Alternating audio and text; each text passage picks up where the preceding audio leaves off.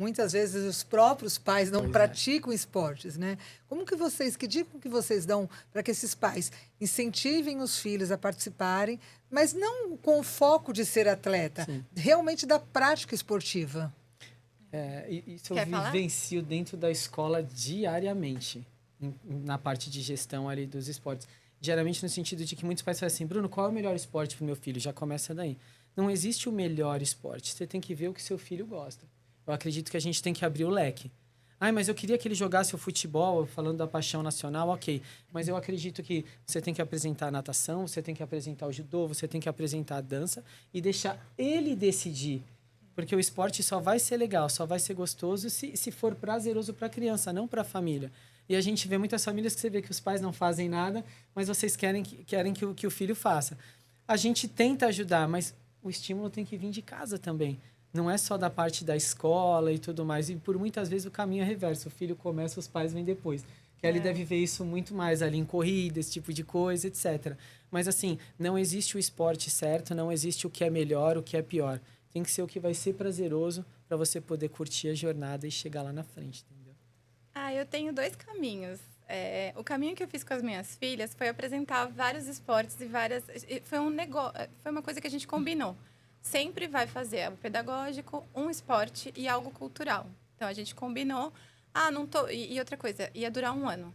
Porque eu não queria que tivesse assim, comecei, agora eu não gosto, agora eu gosto, agora eu não gosto. Não, então vai fazer 1 ano, vai... Né, entender qual é o esporte e tudo mais. E depois, se realmente não estiver curtindo, a gente vai mudar de modalidade. E fui com elas sempre mudando de modalidade. Enfim, elas fizeram de tudo.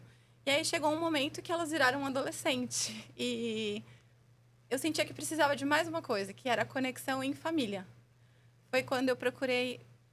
Mato é uma coisa que eu amo. Eu amo correr no mato, porque o celular não pega, não tem o que fazer. Você tem que viver aquele lugar, você tem que estar presente.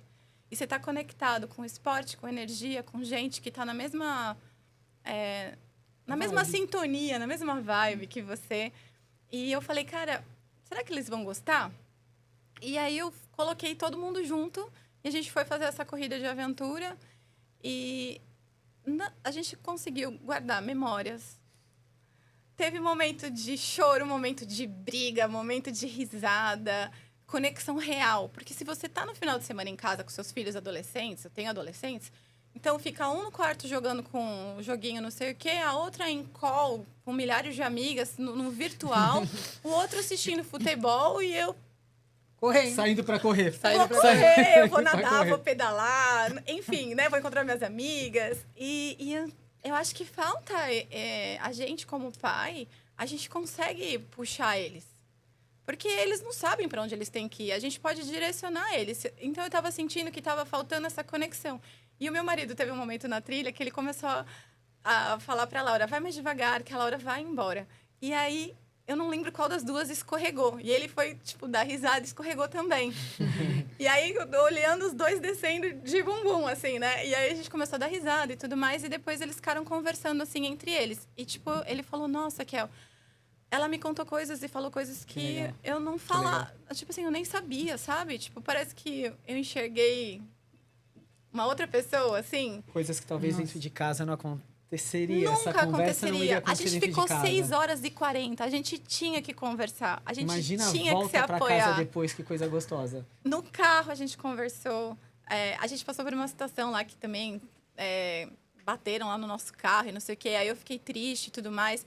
Aí a Laura ainda virou e fez assim, mamãe, mas isso vai estragar a viagem? Eu falei, não, nossa viagem foi tão incrível que isso aqui é um negócio pequenininho que tá, tudo bem, não tem o que fazer, a gente vai consertar. E é isso, vida que segue. Estrada que a gente pega. Então, é tudo isso. E eles vão prestando atenção. Eles prestam atenção no que a gente fala, como a gente age. Então, não adianta muito o pai ficar falando assim, você tem que fazer.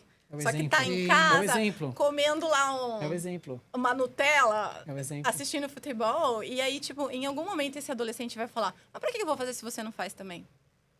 Por que eu tenho que fazer e você não? Fato. Entendeu? Então, eu acho que os pais podem ser exemplo e as crianças também, que os pais não fazem, também podem puxar. Porque eu tenho casos de alunos que eram da escola e que falaram, a minha professora, ela dá aula de corrida, mãe. Vai lá, corre com ela. E aí, a mãe virou minha aluna. Tem vários. Legal. Então, aos pouquinhos, eu acho que dos dois lados dá pra gente ir fazendo acontecer. A fala E acontecem muitos eventos de família, mesmo para quem não são atletas. Acho que é legal você compartilhar isso até para o público, né? Para Sim. começar a procurar, se inteirar. Quando me convidaram, eu falei assim, nossa, mas eu não tenho tudo isso de bicicleta. Não, mas a gente aluga a bicicleta. Eu falei, mas eu não tenho uma bússola. Não, mas a gente aluga a bússola. Eu falei, então vocês alugam tudo? Não, a gente aluga tudo. Aí eu falei, é só ir, é só ir. Falei, então tá bom, preciso de saber mais alguma coisa? Ah, você vai receber um mapa. A usar bússola e andar de Aí bicicleta. o Gustavo fez um mini curso no YouTube de usar bússola. Aí eu falei, nossa, a gente vai se perder. E a gente também, como casal, eu acho que também a gente tem que fazer essas coisas para mostrar essa conexão também para os filhos, Importantíssimo. né? Porque geralmente acaba repetindo histórias, né? Então, às vezes, nessa correria que é do dia a dia, trabalho, a gente entra numa inércia que a gente não para. E as desconexões, elas vão acontecendo, porque é tudo muito rápido no celular, né, no virtual, e aí você vai perdendo conexão, e quando você percebe, às vezes você está num fio tão pequenininho, que de repente esses momentos conseguem conectar, porque você vai alugar um lugar para ficar, ou vai ficar num hotel, né, eles vão ver momentos de vocês brigando ou dando risada, reconciliando, e acho que é isso que a gente consegue passar, sabe? Criar essas situações de memórias. Porque daqui a pouco eles vão embora. E quando a gente menos percebe, tipo, tá aí, a Luana tá indo viajar, fazer um intercâmbio. Memórias. Né? Ano que vem, o quê? Tá com 18 anos.